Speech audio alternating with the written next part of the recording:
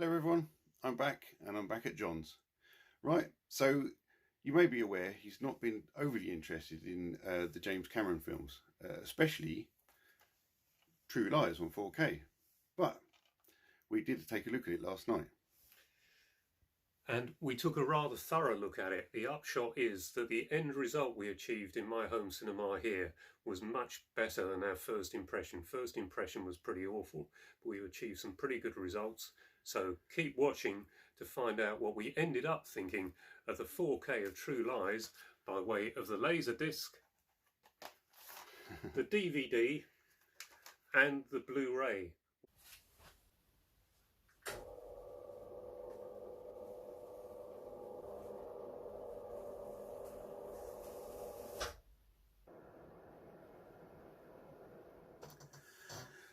Okay, so let's get into this discussion, shall we? Right, John, what have we got there?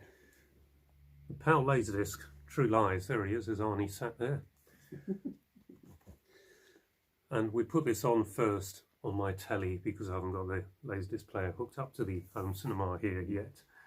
And your first time for watching a Laserdisc, Trev? It was. I'd never seen a Laserdisc image before, and I was quite impressed actually. It looked really nice.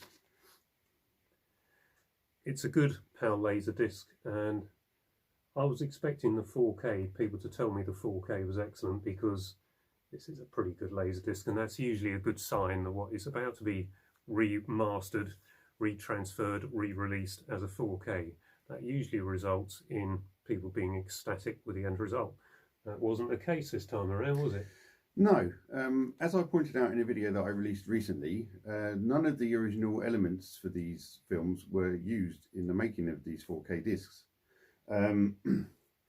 So a digital intermediate would have been used to create this 4K, and we sat last night, we had a good old play around with not just this 4K and the Laserdisc, but also I brought along my original DVD copy and the much contrived Spanish Blu-ray, which is not a bootleg. Can't be a bootleg. The amount of languages, subtitles, the menu isn't brilliant on it. Well, we don't understand Spanish. So Trevor will be able to give you some help there on how to kill the Spanish subtitles or whatever is coming up, something like Inquidas or something, wasn't it? Quita, yeah. But it took a while to fathom out how to get to all these settings, and anyway, we got there in the end. But it's quite grainy, this, and that suggests to me it's a general release print that's been transferred. I don't know if you've got any alternative theories on that, Trev, but that's how it looks to me, and that's what I will pass it off as. Yeah, I mean, you know, not being the celluloid film buff as my gentleman next to me, but yeah, I can understand it being not a first generation copy, so it's not been struck from the negatives. It did have, to me personally, the most filmic look about it. The grain was there. I'd agree with that. It was, the colours were really nice and warm and rich. The detail may not have been amazing, but that's because it's Blu-ray, and you know, it's not had the biggest budget put on it to create it. I also think it may have been the same digital master that made this DVD. Now, whether they upscaled it, I'm not sure, but it can get quite complicated with the various different ways you can create these discs. But of course, the main one we are talking about is the 4K. And on the big screen, in the end, I thought that that was the most watchable, the most involving of all the formats we looked at. I think the sound, the best sound, is actually the Dolby stereo tracks of the Laserdisc. Now that's the 4-track matrixed stereo that we all saw in cinemas. I think that's the best sounding of the 4. Different sound system in there, of course, but that really did have some thump to it, really had some body, some weight, and these all sounded a little thin by comparison. So to get round that in the end, I whacked the volume right up, and that did seem to almost knock us out of our seats perhaps at times. But the 4K, I just felt in the end, once we'd adjusted a few things, was the most involving picture, and it's not actually as bad as you first think if you've got someone sat with you who knows a few things about setting these things up professionally, and you've got a bit of nous about playing with the settings on your system. We just had a look at it on the telly, and initially we both felt the Blu-ray of the pack looked more natural than the 4K, but we didn't project that last night. We were so fixated on the 4K, we spent a lot of time with it, and for once I didn't think to stick the Blu-ray in, so hard to tell. But it's almost as if the HDR is what ruins this 4K. So we sat and played around with the HDR settings on John's projector and his 4K player, and if we take a look at these images here, we can see the difference that we got from all the formats. We don't have any images of the Laserdisc, but we took stills of the DVD, the Blu-ray and the 4K. Right, so these are the photos I took of the screen. And so there's 6 different images, 4 different times. The first time is the DVD, then the Spanish Blu-ray, then the other 2 sets are all from the 4K, and I'll tell you why in a minute that they're different. Okay, so this is the DVD, got quite a red hue to it in places. That's quite indicative of the DVD masters of the day, and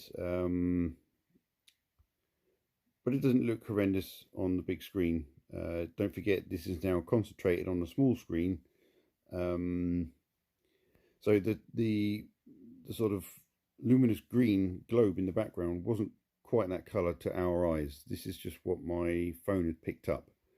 I put my phone on Pro settings and just snapped away. So this teal that you can see on the shiny side of their face, that isn't visible to us on the big screen. This is now the Spanish Blu-ray. As you can see, colour palette is basically exactly the same, because I'm convinced that it's the same DVD master for the Blu-ray. It's a very, very good quality Blu-ray and is definitely not a bootleg. So if you don't like the new 4K, then I definitely suggest hunting down the Spanish Blu-ray, which I got from Amazon, so it's very easy to get hold of. So again, like I said, the teal wasn't visible to John and I. Now, this is the 4K. No settings have been changed from what's, apart from now we have HDR. Now, to me, this is a good example of HDR being set too high. And also, I suggested to John that he turn down the contrast on his image as well. And you'll see the outcome in a moment. So not so red anymore, obviously. The color palette is a lot more natural, but not perfect. And as you can see, now it didn't look like that to our eyes. Again, this is just what my phone has picked up, but this does help with the next lot of photos you're about to see. And again, that's very sort of luminous green, tealy kind of look, and Arnie's very, very washed out.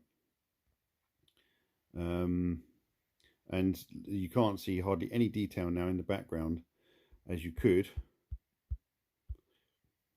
on the DVD and Blu-ray. So again, just to remind you, no settings have been changed on my camera. I'm literally just taking a picture of what's up on John's screen. And there we go. So all that teal that was not visible to either John or I. Now, like I said, we made some settings, and this is what we got. Much better sort of detailed looking image. And to me, colours are much more natural. So judging by the time of day, that to me is the right kind of sun level and everything. Slightly cold image, if you see what I mean. There's the Omega sign, not so blown out anymore, quite a lot of detail. And there we go. Look at the globe in the background. obviously there is a sort of a tealy luminous green. That's just the graphic in the first place, but not all of it is. And Arnie, although he's a little bit washed out, it's partly to do with the way James Cameron's changed the picture. But the colours and everything and the contrast look much more natural. And there we go. It's mate in the car. Again, much more detail out the windshield, the windscreen. And then the last image, and that teal is basically gone, even to my phone camera. So yes, very, very important to have the correct video settings to get the best out of these 4Ks. I can help you. I can probably list in the description below my suggestions for the best settings. Ultimately, an ISF calibration, meaning someone trained to come in and put a meter up in front of your screen and do all sorts of very scientific changes to the image to get it as accurate as possible. And then overall, I just did this just to show you them all together. So as you can see, the bottom two rows are practically identical to me, cementing the fact I think that they're made from the same master. And then John's slightly overblown image, again, didn't quite look like that to our eyes, so it's not the best representation of what we were actually seeing. And it did look good what we were seeing, but once we made the changes at the top, it looked even better. So there you go. And then, after we reworked all the settings on the video projector and the player, so the player stayed at standard on the Panasonic, which is 25% HDR, and lately I've been having the video projector set to 10, which is full for HDR, and that enables me to have more leeway with adjusting it quickly on the player. But in this instance, we left the Panasonic player on 25% on standard, and we turned the HDR all the way down. I thought it looked too dull right down, so we ended up compromising. We had it on 4, we tried it on 6, but it seemed to be best around 4. Yeah. And that gave us a much more natural looking image, and we thought maybe it's just the second half of the film is better than the first. So we then went back to the beginning. No, it's all better on those settings. So it's not going to look entirely like a 35mm film print, but have a look at Trev's pictures and you'll see what we mean. And I think we all also got rid of that dreaded, what people call teal look. Yes, we also had a discussion about teal and the teal push that people talk about, which apparently is very visible on this 4K, which I've never seen. Actually, I haven't got it visible on this 4K, and that's probably due to my setup, the way it's configured, and the fact that it's about 10 feet wide, whereas most people are watching on a telly, which, even if a telly's 7 feet wide, it's still a lot smaller. And so you came up with a theory for that, Trev. I think the fact that both John and I are projecting films these days means that we've stretched the picture to such a size that you don't notice the teal colour, even though it is there when it's concentrated on, you know, no disrespect to people with their 65-inch screens, but a small screen, it does concentrate the colour palette, and this teal looks more prominent. It makes it more saturated, doesn't it, we think, yeah, as it's squeezed down and there's more colour to squeeze into the picture. And so this teal-looking image comes out, and people did cite this when I did a review of this some years ago. And if you look at my review of Batman, people are talking about this teal, and what you're looking at, the moving images on the screen in my review, is actually the trailer on 35mm. And I was struck by how similar the 35mm trailer looks to the home video disc, the 4K home video disc. So that seems to confirm to me, and you can look at it, it's on the screen, it's on the review, see what you think. But I think the two look strikingly similar, and there you are. I think the 35mm is very closely represented in this. That's not the case, I think, with True Lies because of all the reprocessing that's been done. But maybe that's partially because it's a film many of us know so well that we all think it should look more like the Laserdisc or maybe even the VHS, the DVD. And James Cameron, as I said in a recent video, I think he wanted to, well, he's James Cameron. Christopher Nolan is doing films like Tenet and Interstellar, Dunkirk and Oppenheimer on the most incredible film format, 1570 film format and standard 70mm. And this was never going to look like that. But he has achieved a similar look, it's just it's at the cost of other things.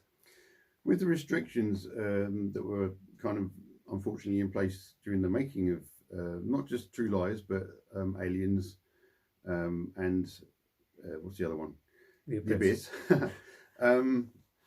James Cameron's now given us the definitive looking image that he wanted to present us in the first place. Whether we like it or not is a different thing. But by far, I think overall for Christmas and that sort of really nice looking image, the 4K is there. If you want a bit more detail, a bit more grittiness, a bit more of a natural filmic look, then definitely this Blu-ray is your best bet. And if you're old school, and you're not going to go wrong with either the DVD or the Laserdisc as well. But I think there was also a Super 8 cut down of True Lies a year or two ago. I think it's only a 2x400 foot. But what a novelty that would be. I think Mark Norton's got a copy, so come on Mark, you better stick a YouTube video up for us so we can all look at it. Or bring it along to the next convention, which I think is in Blackpool, and stick it on there again. But I haven't been particularly interested in getting these 4K James Cameron films. I was thinking, well, I'll get Aliens because then that'd give me an excuse to do some sort of special YouTube video. But the reason for that is this is my original Super 8 feature print of Aliens, came on 500-600 foot reels. It's a good representation of the 35mm general release print I saw in 1986, and I remember that being a bit disappointing because I'd seen the 70mm blow up, which would have been struck directly off the original camera negative. I saw that 70mm at the Odeon Leicester Square 3 times. So when a few months later I went to a local cinema to have another viewing and it was a standard, a general release print 35mm, it struck me how ordinary that looked compared to what came off the original negative. So this is a good representation of a 35mm general release print, and this is how I know the film, is how I love it, and so I can understand people not liking the new clean look. And similarly, another one of my favourite Cameron films is The Abyss, and this is my feature print of The Abyss. I watched this a few months ago. It's just a wonderful Super 8 print. This is a first run Super 8, so it was off the first batch of 12 or 24, whatever were done, and just a real joy to watch that. And so I don't feel the need to just rush out and buy a 4K when I've got the films in film quality. So that's what I've been telling people in the comments. So I think both of us on our channels have been talking about settings and that all our setups are different. Now my theory is the films are mastered in a mastering suite on a very small but very, very expensive monitor. It's made to look a certain way on the small monitor so that once it's blown up and desaturated on a big screen, that's how it looks natural. So this is why I think John and I being able to project our image gets us a bit closer to that original look that they had in the mastering suite. And also, yes, we did play with lots of different settings. Some we felt didn't look right, some we felt did look right. And John also pointed out that on other discs, you might have to have different settings. But to me, it's kind of about if we can get our systems optimized and just accept whatever a different disc looks like on it, that you know, we won't get so fussy with changing settings and messing around all the time, because you know, you don't go to the cinema and sit there and play with picture settings or anything like that. You go and enjoy the film. There was one big thing that this video projector has on it. It's a setting for the output of the laser lamp, And once we started finding that setting the colour to, it was the warm, wasn't it, from normal, Yeah. which you were advising, have been for some time, no one taking any notice. But we set that to warm, and then the big thing is the laser lamp. You've got an option, several options on there, dynamic black, complete write-off on all these projectors. All you get is this up and down brightness in the image whenever it's trying to adapt to whatever the best setting is each time a scene changes. Then you've got eco, which seems to be a good compromise mode, or you've got constant luminance, which you can vary between certain percentages, and you've got the actual brightness of the laser, which can vary from 100% down to 50. I put it down to 50. It was a eureka moment that combined with the HDR, went back to the beginning of the film to check it, as I said, and that looks so much better. It's all about understanding the equipment we have. You know, you might spend up to £2,000, maybe more, on a nice OLED TV, a nice 4K TV, and you know, some people will just plug and play, understandable. But there are certain settings you have to make to get the most accurate look. The picture standard should be cinema or movie mode because it gives you the most colors available, and the color temperature should be on the warmest setting. It may look a bit odd at first, but if you persevere and get used to looking at it, suddenly you'll realize that you're looking at a much more natural, worldly image. Study the world around you. How does that look? How do the shadows work? What sort of detail can you see and can't you see in shadows? Brightness, bright lights or reflections on chrome or something like that. How does that work in the overall scheme of what your eyes see? And when you've got your TV or your projector set up correctly, it should emulate what you see in real life. There are things as some films are heavily color graded to set a certain tone, a certain mood. So they aren't going to look like real life because it's done on purpose. But since films have been colour, at least, they have strived to make them lifelike as possible, and they've had to put hundreds and hundreds of lights all round just to get the image they want on the film cell, and then they correct the image afterwards, bring the contrast, put the contrast up, bring the brightness down, so it doesn't look like a lit studio. So there's so many things involved in getting these films to our eyes, and there's things we have to do to then reproduce as closely as possible what the original intended image was. It can be really complicated, but warm setting, the warmest, because you might have more than one warm setting. Movie or cinema, make sure you turn off any dynamic range settings, super dynamic range, or any DNR, any sharpness. Yeah, that's a big one. Turn sharpness off. Sharpness will make your grain look really bad. And if you've got your image too bright, that's another factor, and that was a factor in here. It was too bright for this 4K True Lies, and it made it look horrible. Not every scene, some of them came up and said, actually, that looks rather good. But then once we'd done all these adaptations to the settings, at the end of it, there were only a few scenes where you thought, no, that doesn't look right. Yeah. But in the main, it gave a good impression, and that's why I felt that overall, because of the sharpness, the clarity of it, not perhaps the sound, I still think the Laserdisc is the sound, but overall I thought it was the best looking image to look at in here on this screen. We took a look at Rollerball, the German 4K that John has, and I brought in my Arrow Blu-ray, and it reminded both of us that film is quite an organic thing. It's changed throughout the years. Yeah, you can see it. And some scenes really well lit and they look nice, and the grey areas that are essentially the shadows, they're not black because they're not supposed to be black. But then other scenes, the quality wasn't quite as good. You can't keep changing your settings per these variations. It's just inherent in film. Obviously with modern videos, modern digital shot films, it's much easier to control these images and the way they look. But when you're talking about these older films that were shot on film, obviously not the best example, not having used the negatives to create this, But Batman was, you know, shot on film, and the negatives. Pinewood, in fact. Yeah. And so you're going to get a much more organic experience. There was one thing we both noticed when the camera went onto the crowds in Rollerball, the film grain was so much more noticeable, and that was because of the lower light. So yeah. what was that Stanley Kubrick film where he lit it all with candles? Right, Barry Lyndon. Barry Lyndon, yeah. So I think a lot of us have been looking forward to a 4K of that.